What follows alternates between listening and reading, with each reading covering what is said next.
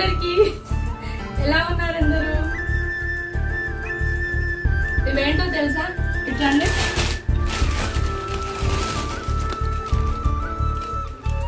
ఇవి మీకు తెలుసుంటే కామెంట్ చేయండి.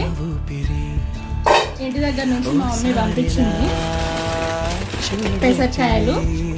మీరు ఎప్పుడైనా తిన్నారా? వీటిని ఉడికించుకొని తినాలి. కానీ నేను ఉడికించక ముందే చాలా వరకు తినేసాను. ఎందుకు చెలియా రెప్పల వలలో ఒదిగిన కలలా కను పాపలు వెతికే రేపటి వెలుగును చూసి చూడవెలా నయనం హృదయం నీవే నీవై సమయం